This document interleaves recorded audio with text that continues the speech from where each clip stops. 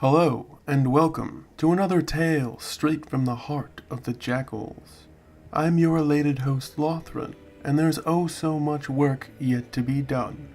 Why don't we just go ahead and dig into the meat of this tale right away then? So grab yourself a yummy snack, settle down into your favorite spot, get real nice and comfortable, and drink in Clutching Daggers, Part 2. Niktus marched off the dais before it even had the chance to slow to a stop. "Ra, are you back yet?" he called out, setting down two skulls filled with dirt, much of it spilling from the gaping and cracked eye holes. "Forgive me, aspirant. It takes time to boot up now that you're... It's difficult to decide what the least offensive word would be to you. The least offensive word you can use is the one you use in a joking manner." Niktus more or less fell down rather than untie or loosen any of the straps from around his shoulders. He was more than a little spent after carrying so much extra weight around the entire maze. "I will make an effort to joke when addressing your faults in the future, sir."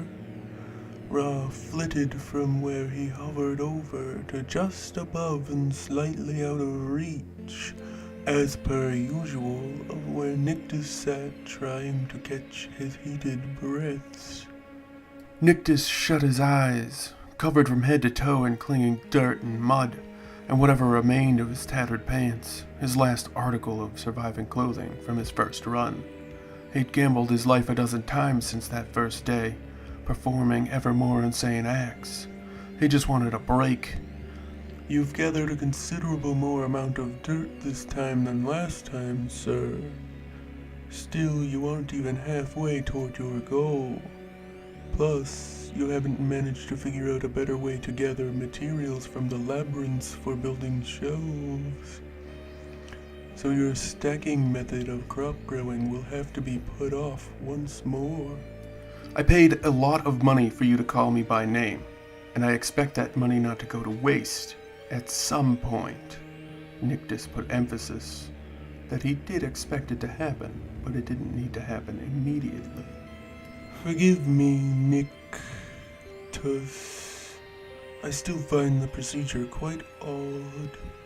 Ra said this while he floated around on seemingly zero kind of propulsion that Niktus recognized, and produced light and sound from his solid spherical body that was neither metal nor cloth, yet some strange combination of both materials. "Do you have any plans for purchasing today, Niktus?" Ra tried out using the name instead of any proper designation. "No, but I do have a gift. First I've got to put this stuff aside, then I'll wash up. After that we'll talk. Go rest or whatever nonsense it is you do when I'm not around." Niktus set about the gargantuan task of organizing his ever more cramped and limited living space. It took at least an hour, but finally he had everything in a pile that wasn't going to tip over or collapse in on itself, and he pretty much gave up there. Then he shucked off his pants and drew a tiny amount of water into another dried-out skull bowl. He'd harvested it himself, as well as pretty much everything else he owned at the moment. Quite a collection of skulls and bones and containers. There were maintenance fees on everything you bought, but on things you took from the halls below, crafted or invented yourself, there was no such price. Just a small fee for weight. At the moment, buying enough water to store up so that he could start farming and get off the price gouging that was the food market, if he could manage that, even for just a few days out of the week, Niktus would start not only pulling himself from this hole he was in, but rising above the low levels that most aspirants floundered in for eons before pulling themselves out of it. He took stock of what he had all around him as he scraped and brushed at all the dirt clinging to his naked flesh, making damn sure he didn't lose any of the water so he could filter it and use it again later. There was the two planters, floor-based, growing tomos, hand-sized, diamond-shaped, mushy-fleshed sort of carroty tasting roots. He'd eat those until the day he died if he could. They were fantastic, unbelievably delicious. but to be honest, it was much better to sell them. He did save a few for himself every now and again, though. He was undercutting everyone else by thousands of points, and every time he put another batch for sale, it was gone almost as quickly as he could list it. And Niktus never even advertised the things. People just needed them, like they needed oxygen. The opposite side of the room held the heap, sort of where most of his stuff was collected, and where he'd stacked most of the things he'd collected just now. The far wall held Niktus's bed, pillow and blanket, and underneath he had boxes that he'd hobbled together out of animal bones. Niktus had had to soak the bones for days to get them to be flexible enough, and then he cut and wove them into a sort of basket box. Repeating this process a few times and supporting them with bits of wood, the few that he could find in the maze, allowed Niktus a way to store his most valuable items, his seeds, and actually manage just to have a single path through all of his things. "Sir, you have a message," Ra announced, shining eagerly in that way he had when he wanted to happily perform one of his primary functions. "Go ahead." Niktus didn't care who saw him the way he was. Most of the time it was just preservers with maintenance questions, or sometimes spammers trying to steal points from him one way or another. "Hey there, handsome." Clatta's brilliantly sexy, smoky voice rang out over Niktus's confined living quarters. "Are you putting on a show for me?" Her smile cut across her face after her brief comment, pure joy and good humor lighting up all of her delicate features. "If only I had planned ahead so well," Niktus coolly replied as he continued to wash as much of his back as he could. Clatta grinned again at his joke. "Niktus, I could have obscured the view of your parts if you required it." "No need. I inherited Jakul glands. It goes inside me under an armor plate when not actively in use. Remove the obscuring filter right now, Ra." "Oh, pooh. I thought it was Sprinkle messing with me again." "I would never, and have never even considered such an act, madam." Her squeaky voice light replied in consternation. Niktus smiled along with the cheeky smirk creeping across Clatta's oh-so-sweet features. "It's nice to have someone that finally appreciates a good sense of humor," Clatta started. "I can see from those stacked jugs behind you that you've been longing for another gander at these beautiful melons." She laughed as she squeezed her breasts together between her clamping arms, causing the most wonderfully contorted expansion under the constraints of the same small white shirt she'd worn for their first encounter. "You remembered all you had on when we first met. Not that difficult considering how little there was of it," Niktus joked in her direction. "I see you've been busy gathering me offerings in the long months since we last spoke," Clatta jabbed at him. Niktus just laughed as he grabbed the display and gave her a brief tour of his collection of skulls and dirt and other miscellaneous things. "I may be a bit of a pack rat, but I have been gathering supplies to locate you and pay for a steady line between the two of us. My, you have been focused on the prize, the shiniest jewel on top of the glittering fortune. Bonus points for effort, but I beat you to that particular punch." She lounged, stretching and rolling on her bed, dragging the viewpoint with her for the ride. "I have to hand it to you. You lit the most wonderful fire in my nether regions. I could simply not get you out of my mind." Niktus actually looked a little cold at her comment, her light joke. He played it off. "I am incredibly sexy." He showed off every spare inch of clean centimeter on his body, but there was still a bit of unease to him now. "That is painfully true," Clatta replied, not noticing what had changed in the conversation. "So, how did you manage to locate me?"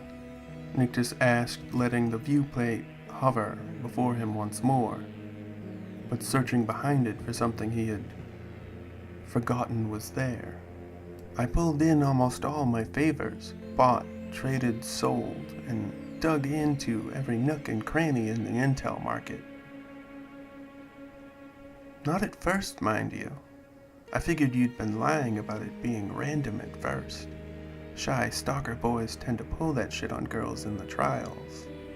But then I got curious, and being in the acquisitions profession, the more I learned, the more ravenously I had to speak with you again.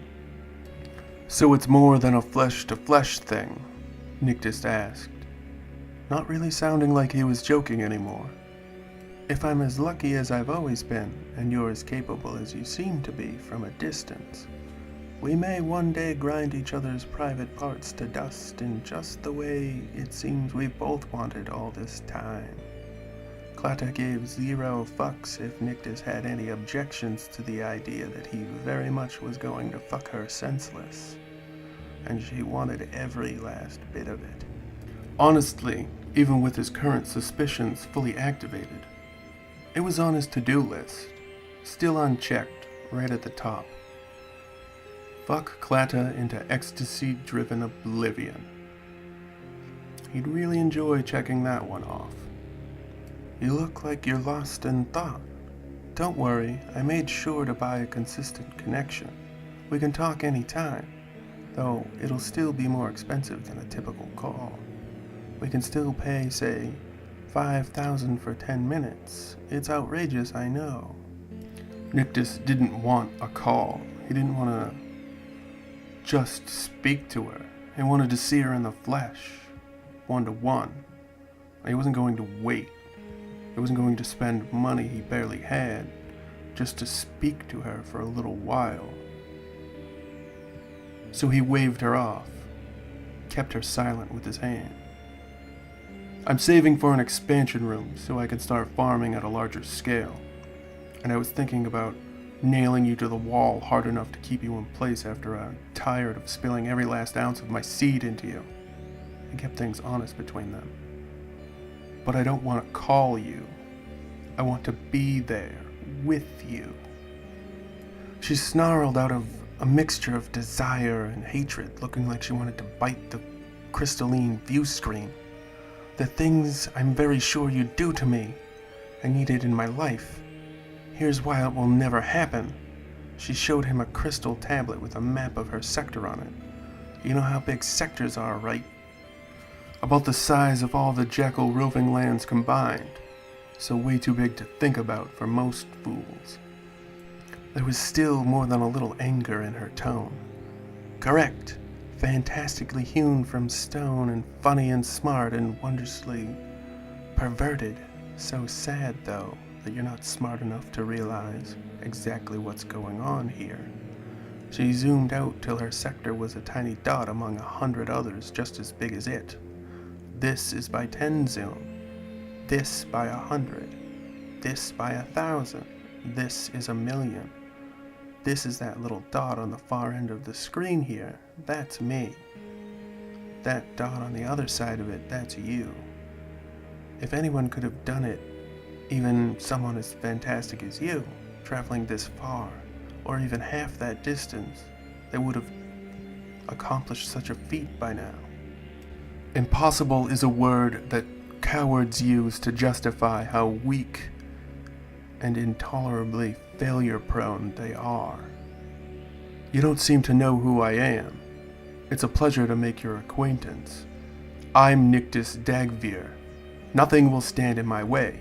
I will allow no obstacle to impede me in my quest to find you and ruin your clunge for the presence of lesser men than I. And by that, I mean all other possible suitors. Call over. Niktus nodded for Ra to turn off the display. Gets me every time. You have no idea. You have no idea. The story is just wonderful. I love this series. It is distilled madness, especially when Niktus is involved. But he's the right kind of madness. Blessedly wonderful. But as our time always seems to run dry far too quickly, it is over once more. This has been Clutching Daggers Part 2. Another tale straight from the heart of the Jakuls. I've been your gleeful host, Lothran, and I leave you in the expert hands of the best in the business. Go ahead, little worm. Take us out. Hello and good night to each and all. Leave your comments and questions down below. Like and share to help us learn and grow. And feed a hungry Brumbo, that's me. And don't forget, we encourage each and every one of you to stay safe out there. Bye-bye. Good night, everybody. Bye-bye. Bye-bye. Bye-bye.